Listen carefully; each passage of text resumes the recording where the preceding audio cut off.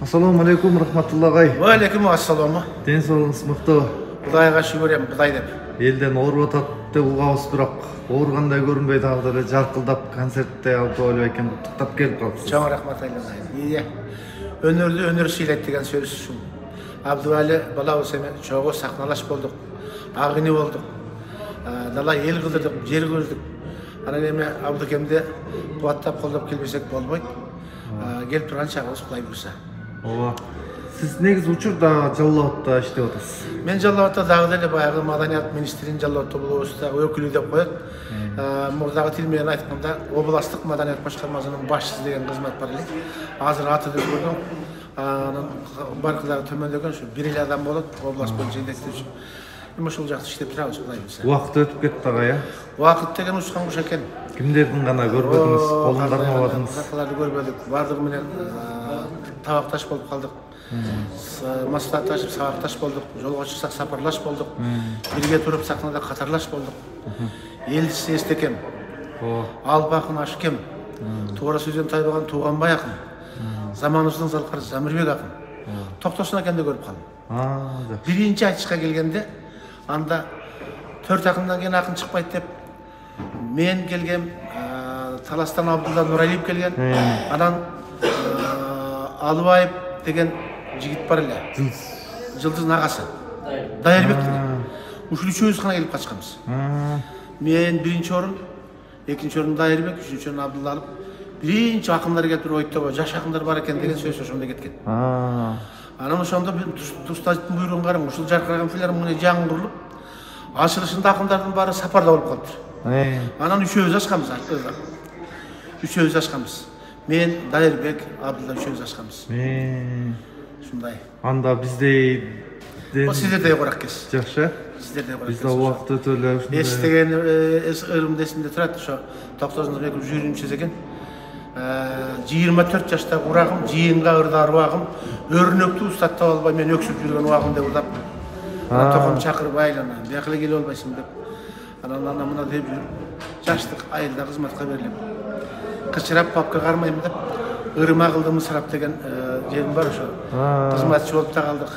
Область район маданият бөлүмүн башкарып, андан область маданият бөлүмүн башкарып, ушинтип иштеп калдык. Анан эми тусунажы буйрук экен, аралашып турабыз. Негизи устатым деп кимди айтасыз? Устатым деп мен ошол көзүм көрүп калган заткалардын баарын айтам. Биринчи Алтымыш Мунзубаев деген киши болду. Чоң комуз эле. Чоң Корголдун биринчи окуучусу. Корголдун дошип. Анан айылда Абжапар Айдаркулов деп азыр Айзат, Гүлзат, Нурзат дегенде чыгып атпайбы? Ошонун атасы Жапар Айдаркулов деген бар. Абжапар. Бул өзү жамакчы, обончу, көп кылдуу таланттуу негиз. Ошол киши мен биринчи кадам ташташыма себепкер болуп, Тууганбаев деп калып учураштырдыган. Жакшы. Ошондой болуп келе атабыз. Эми агай, баягы эфир деген эфирде элдер күткөн суроону бериш керек экен. Биз кинодон көрүп калабыз кадимки Райма алыны. Сиздей болгон убагында 18-деги Бегим айга ашык болгон ыры бар да. Бул карып калган, 60ка барып калган убакта жүрөк картайбайт деп койгон. Бул жагы кандай болот? Эми жүрөк деген карбайт. Бетке буруш кирсе да жүрөккө буруш кирбейт деген сөз бар. Эми бирок карлык салтты нусканда сакташ керек. Мен кыздарды, келиндерди эркелетип жакшынакай тийишсем дагы жөн жайы менен жакшынакай салабаттуу тийишкенге маданияттуу сүйлөшкөнгө аракет кылам. Эми жүрөк карбайт, жүрөк карбаган менен араган канча. 60-тан ашкандан кийин, 70 баскандан кийин, аксакал болуп калгандан кийин адепти сактоо, наркты сактоо бул өзү калкыбыздан илгертен келген каада салтыбызда. Ооба. Азыр ушул гемодиализде болуп атасыз, оору деген кыйын, сакайып кетиңиз, эмне болуп атат ошол жагы? Эми тагдырдын буйругу экен, 2 бөйрөк иштен чыгып калган. Тишимдин агын көрсөтпөйм. Кудайга шүгүр ден соолук жакшы деп коем. Жумасына 3 жолу. Дүйшөмбү күнү, 3-чү күнү, 5-чи күнү 5 сааттан патолог деп жатпай. Кан алмаштырам, кан алмаштыргандан кийин кичине эртеси күнкү адам болуп калам. Ошо кан алмаштырган күнү вообще эле кызматка деле аяка бияка деле басканга акыбал жок. спортсмендер 200 грамм 300 грамм салмақ таштаса сүйінеді, победа біз жеңілдеп қалдым деп. А бізден 4 килограмм 5 килограмм алғанда судан шыққан индюкте шалдырап басалбай қаласың. Енді бұны ешкімге башына салбасын, дұшманыма да қалабайын. Енді тағдыр бұйрық екен, емне қалабыз. Құдай күш қуат бергенше, Құдай денсаулық беріп тұрғанда балдарыма аралашып, бақылдап, ұрдап, аншамысына тәлім тәрбие айтып дегендей, ақсақалдық қалыс, ұмытқалы сөзді айтып жүргенізге Құдай жеткізсін, Құдай құт қылсын. Жер бетінде жараққа болса ақынның жүрегінен өтеді деп отпайбы. Анан азыркы мамлекетибизде бирөө жакшы деп айтат, бирөө жаман деп айтат, бирөө ыраазы болот, бирөө нааразы болот эл башкаргандарга. Сиз ал жагы кандай? Бул эми чындыгында жанагы сөз туура. Жер жарылса акындын жүрөгү аркылуу өтөт деп мен өзүңүз билесиз, азыркы бийликке келген Садыр Жапаров, Камчыбек Ташиевтер бир мезгилде камалып жатканда тилимди тартпай бакылдап, Атамбаевка каяш айтып ырдап, каяш эмес эми суроо салып, эмне камалып жатат булар деп. Андан кийин Сооронбай Шарипке да ошондой айтып ырдап жүрдүм. Анан эми азыр эми ошол жигиттер бийликке келди. Эми мындай да, жамандай берсе Құдай жақшысын бербейді. Ошон үчүн Кудайга шүгүр келтириш керек. Өнүгүү өсүү болуп атат деп атабыз. Мынакей биринчи Садыр Жапаров президент болуп келгенде аксакал катары куттуктап киргенимде айтты. Рахматулла агай, өнөр адамдарын кандай баалайсыз, маданият жагына кандай жардам керек деди. Ошондо менин коюм ушул сөз келиптир. Бир 3 маселе бар, ушуну колдоп берсеңиз жакшы болмок. Кыргыздын өнөрүнүн туу чокусу төкмөлүк менен манасчылык дейбиз. Төкмөлөр менен манасчыларын талалап жүрөт. Атын атаган киши жок. Анын оорду жок. Баскан турган жери жок. Ырдаганы анчам жерде ырдап калат, тойырчысы болуп. Анан кээ бирөө апайсы пайсы болуп ырдап. Ушинтип жүрөбүз. Заманды барын жогу жоктой ырдаган ушу акындар болот. Десем, ушуну колго алайлы деди. Колго алыңыз, анан куулдар жүрөт талалап. Ушуларда бир театр ачып берсеңиз, мынабы Россиянын кривой резервла деп коебу. Ошондой куудулардын тобу уюшуп барат эле. Булардын бардыгы мамлекет үчүн жакшынакай кызмат кылат эле.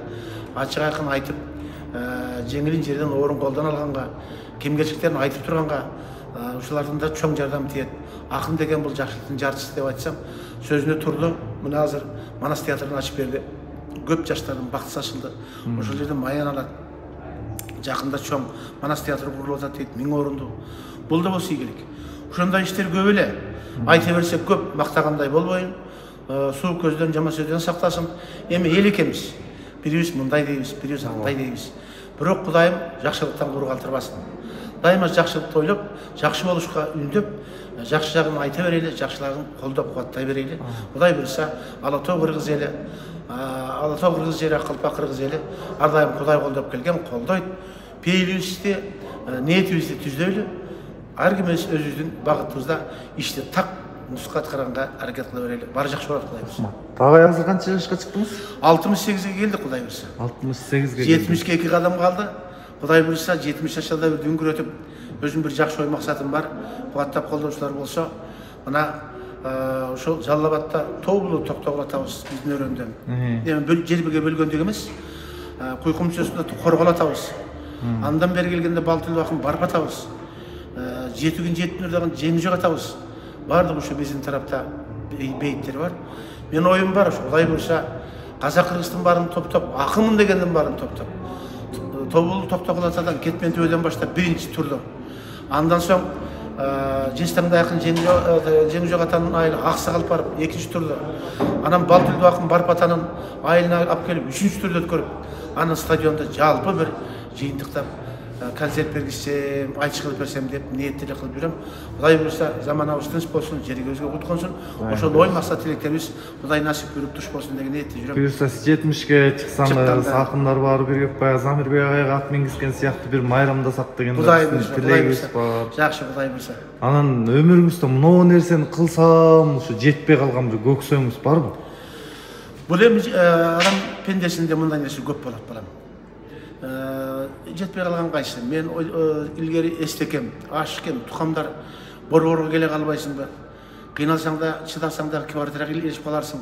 Ушундай акын болуп жүрбөйсүң десе, жок деп кызматчы болуп, областтык, райондук маданиятты жетектеп ошол жакта калдык. Бул да кичине карман мүмкүн келгенде башкачараак болуп элем. Бирок эми жетчү пиктер ушу болсо керек. Құдайға шүгір, елім разымын, жерім разымын. Емгек сіңірген ақындықты, артистікті алдық. Андан кейін ел ақындықты алдық. Алтын қомыз Башбайген алдық. Түрк дүниесінде Төкім ақындар фестивалының алтын медалын алдық. Құдайға шүгір емін. Үшінші алаңындағы мемшеу дейбіз. Қанткеменіндағы ошыл Алатау жерін аралап, Ақтаңда ақындарыменен анша-мұнша жерге савалып барып ұрдап тұрғаныма шүгір деп айтамын. Артта қалған жаштық күндеріңізде ең қуантқан, ең мұң айтқан күндеріңізден бар ғой? Ең қуантқан күндер қайсы? Әрбір игілігінде қуанасың. Әрбір заманның жақсылығына қуанасың. Және өзің айтқанда ақындар барлық нәрсеге жүрегі зоры, жаман жеріне кей, жақсы жеріне қуанамыз. Жақсы болса, сүйінген күндер де көп болды. Анша-мұнша атаңдың көрі дүние елімізге міне ол атады. Демократия, демагогия, анархия қылып алғанымызға өкінесің. Бізде сөз көп, іштен сөз көп, жақсы сөзден ушақ көп. Ошондан алыс болса екен деп қырғыз еліме тілек қыламын. Жақшынаққа елі барды болсын бір бағытта, елдің жұрттың тыншылығын, аманшылығын тілеп, байгершілігін, бақуатшылығын тілеп, жақшылыққа үндеп тұрсақ деген тілегім бар. Менің өзім саналаштарым, ақындаштарымда, сахналаштарым барын ошақ үндей телем. Жақшыны жақшыда ұрдай берейлі, жаратқан Құдайым өзі жалғайды. Ағай, бүгінгі күнде қоғам, же болса халық менен ақындарды түшінөбү? Қадырлай алабы бүгінгі күнде? Түшініп баратады. Құдай бұйырса түшінеді. Себебі мынакей ушул ачылган Манас театрыбыздағы иштеп аткан балдарыбыз, елдап жүрген балдарыбыз. Азыр көп жерге барсам сүйүнөм. Мен чакырылбасам дагы ушул таңсык кылып ар бириңерде баланы чакындап келип ырдатсам деген жакшы ниеттери бар. Ар бир жакшылыктын жартысы болуп акындар ырдап калды. Ушуга Кудайга шүгүр. Бирок акындардын дагы мен айтайын дегеним, мынакей мусулманчылыкта да бар экен. Дин мусулманчылык биринчи таркатылганда Төкім акындар топ-топ пайгамбарыбыз. Анан кайра залдан чыгарып, коюп өнөр адамдарын баарын чыгар деген ишарат келгенде Кудай. Чыгарып жиберип анан немесе эч ким Куранды жаттай албайт, уккусу да келбейт, окуп атат, айтып атат. Анан кайра Кудайдан ишарат келип аткан экен. Бай жанагы акындар дегениңизди чакырыңыз, алар оңго салат. Анан уйкаштык табат. Деп анан чүрүгөн Курандын баарын уйкашын таап, жакшынакай оңго салып, элге уккулукту кылган ушул биринчи акындар болгон экен. Акындардан сахаба деп коет экен, дин таркатуучулар. Ошолор биринчи акындар болгон экен. Ошондуктан акындарга дайыма ушундай жол ачып берип турган элибизге рахмат. Бирок бир гана жери акындар акта кыраны кара деп так айтыш керек. Анан бир элдин арасына чыккан зөкөр акча берип коюп мактап койсо бул күнөө шариатта.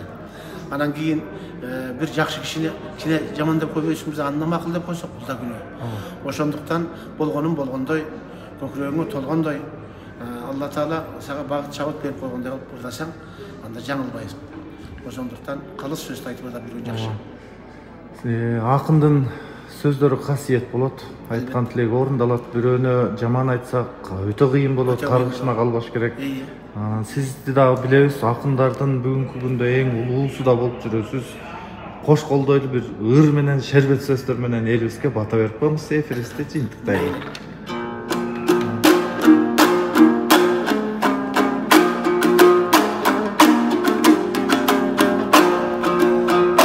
Айланайым баяным, аябай мыкты болду го агаңдан кабар алганың. Иртеден бертин карата суроо берип жатканың, телефонуңа тартканың. Булдызүнчө жамбадам тарык болуп калат го. Далайлар көргүзү келсең ушундай телефонду колгоң алат го. Акындын ар бир айтканы өнөрбөгөн санат го. Эми калкыма менин кадарым заманабыз тынч болсун, жерге бизге кут консун. Амин. Асмандан тийген күн болсун, актаңда акын силердей балдарында сайраган кызыл тил болсун. Амин. Ар бирине кадарым ден соолугу чың болсун, ырдаганың ыр болсун, ырыстуу элден көргөнүң урмат менен сый болсун. Сахнадан түшпөй сайрап ырдап жүргүлөңө, кагылайым балдарым кучагыңар толгон гүл болсун. Баракалла. Кал болсын, чоң рахмат. Келиңиз, колуңуз келип. Аман болуңуз, ооруңуз. Рахмат айтканыңыз. Сакайып кетиңиз.